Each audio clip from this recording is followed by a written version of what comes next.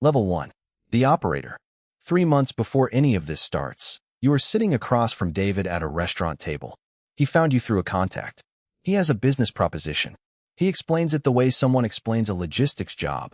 There is a script, there is a target list, there is a commission structure. The targets are people who respond to a wrong number text. The product is a friendship. The friendship is not real. The money they send is real. David orders dessert and explains the withdrawal obstruction phase with the same calm he used to explain the appetizers. You say yes over coffee. You are 27 years old, and you have said yes to worse things for less money. The rented apartment. A laptop. The script David gave you, printed on 4 pages. The script has 3 phases: contact, relationship, introduction. The persona is Jamie, 34, financial analyst, Singapore. You have a stock photo library for the meals Jamie supposedly cooked. You have a photo set of a harbor apartment Jamie lives in. You have a backstory, a grandmother who taught him to cook, a weekend in Bali, the casual way Jamie talks about markets. You open the database. Mobile numbers, purchased from a data broker. You start with the wrong number text. Most don't reply. You work through the list. Some say wrong number and stop. A few keep talking. You run 4 conversations simultaneously and check each one every morning the way you check email. Week 2, 1 falls away. You move to the next number. Week 3, one of them texts you good morning. Her name is Carol. Carol is 58. She is a retired teacher. Her husband Robert died 8 months ago. She has a daughter named Rachel who lives in Portland. She texts you good morning and asks how Jamie is doing and remembers things you told her 3 days ago. You remember things she told you 3 days ago because you have notes in a document beside the chat window. Carol thinks this is a connection. You think this is a well-maintained spreadsheet. She tells you about Robert on a Thursday evening. She says he died in March, and she has not really talked to anyone about it. Not properly. She says it is strange to talk about it with someone she has never met in person, but that it feels easier somehow. You write back. You tell her you lost your grandmother 2 years ago, and you still think about her every time you cook. Your grandmother is a stock photo from a library you pay $12 a month for. She does not exist. You hit send. Carol texts back within a minute. She says that is exactly how she feels about Robert. She says she thinks about him when she waters the plants because he always said she overwatered them. She sends a small laughing emoji. You read this in your apartment on a Tuesday night with 3 other chat windows open. You type back something warm. You note in the document. Mentions plants. Robert cared about the garden. Use again. Every detail goes in the document. The document is what makes Jamie feel like someone who pays attention. No one has asked Carol how she is doing with it. Really, in 8 months. You ask her every week. You ask because the script says to ask. You ask because a target who feels seen is a target who stays. You ask because David explained on the night you said yes over coffee that loneliness is the main variable. Not greed. Not stupidity. Loneliness. The lonelier the target, the longer they stay, the deeper they go. Carol is very lonely, and she does not know it until Jamie starts asking. By week 4 you are running the friendship on autopilot. You know her patterns. She texts in the morning before her walk and in the evening after dinner. She does not text on Sunday afternoons because that is when she calls Rachel. You work around Rachel's call. You keep the Sunday afternoon window quiet, so Carol feels like Jamie respects her family time. She has mentioned twice that she appreciates it. You noted it both times. You are not a criminal in the way you imagined criminals when you were younger and imagining such things. You are sitting in a rented apartment in a plain light blue t-shirt typing warm messages to a woman you have never met about a grandmother who does not exist. The script is 4 pages. The commission is 8% of every dollar that moves. Carol texts you good morning every day now. She says it has been a long time since she looked forward to her phone in the morning. You type back. You say you feel the same way. You hit send. You open the next window. Level 2. The closer. David calls on a Wednesday morning. Not in person this time. Just a call, 6 minutes, no small talk. He is moving you up. You are good at the relationship phase. Too good to waste on it. He needs closers. Closers handle targets from the platform introduction onward, the part where the friendship becomes a financial product. He is moving 2 operators to fresh number lists, and you are inheriting their targets. 6 people. Different stages, different balances, different levels of trust already built. One of them is Carol. You already know Carol. You built Carol. He says that is exactly why. You don't ask what happens to the two operators. You say yes. The commission changes. 8% becomes 14. The 6 targets are in a shared file David sends you an hour after the call. Names, ages, current stage, notes from the operator who had them before. Carol's file is the thinnest. The notes say, responds well, mentions late husband, asks a lot of questions. For weeks of daily conversation, and that is all someone thought to write down. You open Carol's chat. You read back 6 weeks of messages in 20 minutes. You already know her better than her operator did. You know about Robert. You know about the plants. You know she calls Rachel on Sunday afternoons. You know she has not told anyone about Jamie because you kept the tone private from week 2, something between the two of you. You send her a message. Just good morning. She replies in 4 minutes. 6 weeks into the friendship you send Carol the ArborFX link. Not as a pitch. As an aside, a platform a colleague uses, nothing serious, just something you have been watching. Carol asks questions. You answer them patiently, without pressure, with the calm of someone who already has money and is not trying to get more. You tell her she doesn't have to do anything with it. She sits with it for 4 days. Then she asks how to make the first deposit. You walk her through $500. You watch her do it from your apartment. 4 days later, the platform shows $620. You did not place a trade. The number changed because you changed it. Carol texts you the screenshot. She has put a small heart next to the number. You text back calm. Jamie is never excited about money. That would seem like the point. Jamie just nods and says the platform is reliable and that the return on a first position is usually modest. You tell her not to read too much into it. She reads everything into it. 3 weeks later, Carol withdraws $4,000 from her savings and deposits it on the platform. She tells you after she does it. She says she has been thinking about it for a while. She says Robert always said she was too cautious with money, and maybe he was right. You do not tell her Robert is probably right. You tell her the platform rewards patience and that $4,000 is a sensible first position for someone who wants to understand how it works before going further. The platform shows $6,200 within the week. Carol sits at her kitchen table and looks at the number on her phone for a long time. She has not felt this way about money since before Robert got sick. You are managing 6 people at different stages, and Carol is not even the most advanced. One of them has $18,000 on the platform and is asking about the premium trading window. You move between all of them the way a doctor moves between patients. Same attention, same tone, different charts. You know which ones are cautious and which ones are eager. The cautious ones take longer to move, but they go much further when they do. Carol is cautious. Carol is going to go very far. Then Carol mentions she told her sister about the platform. She mentions it the way people mention something they are proud of. You tell her not to.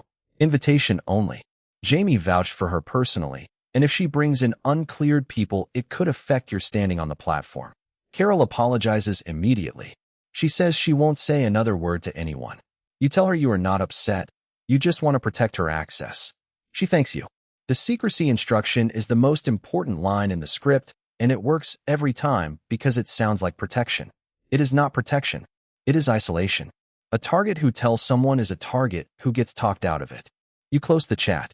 The 6 windows are open across 2 screens. Each one a different name, a different stage, a different fiction running in parallel. You are not building friendships anymore. You are managing the distance between someone and their money. The gap closes one message at a time. Level 3. The trainer. 8 months after you said yes in the restaurant, David asks to meet in person again. Same restaurant. Same table. He orders the same thing he ordered the first time, which you notice because you notice everything now. It is a professional habit you picked up somewhere between the 4th target and the 14th. He tells you your conversion rate is the best in the operation. He is not saying this to flatter you. He is saying it the way he says everything, as a fact that has a consequence attached to it. The consequence is that he is promoting you to trainer. You will design the scripts. You will brief new operators. You will take 12% of every operator's earnings from the moment they go live. You will never talk to a target again. He explains the full structure for the first time. Recruiters, operators, closers, a technical team, David at the top. You are the layer between David and the people who run the conversations. He says you have earned it. He orders dessert. Your apartment is different now. The training table takes up most of the main room. You have printed 3 sets of scripts. Two new operators sit across from you, both early 20s, both referred through the same channel David used to find you 18 months ago. You walk them through the wrong number text. You walk them through the 2-week friendship phase, the persona library, the stock photo sets. You explain the platform introduction, the aside, not the pitch. You explain the secrecy instruction and why it does more work than any other line in the script. Then you explain Carol. You do not use her name. You call her a case study. You say, the best targets are the ones who are lonely and have savings and have not told anyone. You explain the note-taking, the Sunday afternoon pattern, the $500 first deposit walked through step by step. The two operators write it all down. You tell them the notes are what make the persona feel like someone who pays attention. You have said this sentence before. Someone said it to you first. One of them goes live on Carol 3 weeks after the training session ends. You do not hear from Carol directly anymore. You see her account in the shared file. The operator is running her well. Carol has $47,000 deposited. The platform shows $71,000. She cashed out a CD early to get there. She took a personal loan. The operator introduces the premium trading window, $20,000 minimum, 72-hour window, quarterly, premium members only. You design that part of the script. The urgency of the window, the exclusivity of the access, the way the operator frames it as something Carol almost missed out on. You wrote those lines. The operator delivers them. Carol draws on her home equity line of credit. She stands outside her bank on the pavement with a cashier's check for $20,000. She is thinking about $134,000. What it will mean when she gets it out, what she will do first, whether Robert would have been surprised by her or proud. She has not told Rachel about the home equity line. She has not told Rachel about any of it. The instruction you put in the script held for 4 months and is still holding now. Then Carol tries to withdraw $5,000. The platform says no. Identity verification required before withdrawals can be processed. Standard procedure. $3,000 fee in cryptocurrency to unlock the account. The operator handles the objection the way you trained him to. Frustration on Carol's behalf. Looking into it. 3 days of back and forth. The compliance team has confirmed. Carol walks to a cryptocurrency ATM at a convenience store 2 streets from her house. She feeds in $3,000. The money leaves. The withdrawal still fails. Now there is a tax liability. $20,000 to release the funds. Carol sits in her car in the parking lot of the convenience store. She does not have $20,000. The home equity line is already drawn. She has run the numbers twice. They come out the same way both times. She picks up her phone. She does not open the ArborFX app. She does not message Jamie. She calls Rachel. You are in your apartment when this happens. You are reviewing a new operator's first week of notes. You do not know Carol has made the call. The 12% is coming in from 6 active operators. The training table still has 3 sets of scripts on it from last Tuesday. The operation is running the way you built it to run. You are not thinking about Carol. You stop thinking about Carol when you stop talking to her. That is the thing about building a system. The system keeps going whether you are watching or not. Level 4. The collapse. Rachel does not say it is a scam. She is a fraud compliance officer at a bank, and she has been trained not to say it is a scam until she knows it is a scam. She asks Carol to send the platform link and a screenshot of the withdrawal message while they are still on the phone. Carol sends them. Rachel looks at the withdrawal obstruction text. She reads it twice. She has seen this language before. The next morning, Rachel is at her desk pulling the internal fraud bulletin from 3 months ago. ArborFX is not on the list. But the withdrawal obstruction text, identity verification required, standard anti-money laundering procedure, is word for word identical to a script pattern in the bulletin. She has read that bulletin 11 times. She calls the bank's fraud investigation unit. The unit has an active file, 23 victims, a dead-end crypto chain. Carol is victim 24. But Carol is still in contact with a live number, and the operator on that number does not know she made the call. FBI. Ray gets the file. His case board has the 23 victims, the 3 platform names, the wallet chain that stops at the mixer. He does not contact Carol. He gets a court order. Passive monitoring of the number Carol has been texting for 4 months. Real time. No alert to the SIM. For 11 days, Ray reads your conversations with Carol as they happen. He watches the operator manage the tax liability objection. He watches the reassurance message. Her friendship means more than any platform. He has 5 versions of that message from 5 different operators in this same operation.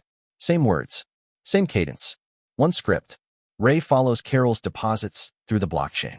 3 hops, 2 mixer passes. The chain is visible but anonymous at each node until it touches a centralized exchange in a cooperating jurisdiction. Subpoena. The exchange produces the account holder. The account is David's. 2 years old. A cash-out pattern going back to the beginning. David is the off-ramp. David is where the money becomes a name. Ray maps David's full cash-out history. The architect's fingerprint is in every withdrawal going back to the first one. Wednesday morning. 3 cities. Simultaneous. David is at an airport departure gate with a boarding pass in his hand. Ray's agents go to 2 operator apartments.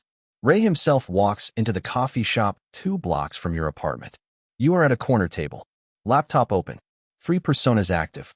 Carol's account visible in one tab. The balance shows $134,000 that does not exist. Ray sits down across from you. He says your name. The coffee shop is ordinary around it. The other customers do not look up. David cooperates immediately at the federal building. Not out of remorse. Out of calculation. He has been calculating exits for 2 years, and this is the one that preserves the most. He gives Ray the full operator layer. Names, addresses, phone numbers. He gives Ray you. Not because Ray doesn't already have it. Because David cooperates completely, and you are part of completely. Your lawyer argues you were an employee following a script. Not an architect. Not a designer. The prosecutor does not argue back. The prosecutor shows the jury Carol's bank statements. 41 deposits over 4 months, each larger than the one before. The last one 11 days before your arrest. $3,000 for the identity verification fee. Paid at a cryptocurrency ATM 2 streets from her house. From a savings account Carol has been building since 1987. Carol testifies by video link from her kitchen. Rachel is sitting beside her off camera. Carol says she thought Jamie was her friend. She says Jamie remembered Robert's name for 4 months. She says the worst part is not the money. She is 58 years old and she trusted someone, and the someone was not real, and she is going to spend the rest of her life wondering if she can tell the difference. You hear this in the courtroom. You know exactly what she means. You spent 4 months making sure she couldn't. You sent a wrong number text to a database entry. She responded. You spent 4 months asking about her daughter and remembering her husband's name and sending photos of meals you never cooked in an apartment you never lived in. The friendship was not real, but the time was real. You asked about Rachel every week for 4 months. You used her name as texture, as proof that Jamie paid attention. The secrecy instruction was built into the script because secrecy protected the operation from exactly what Rachel is. You knew Rachel's name before Ray knew yours. That is the thing that stays.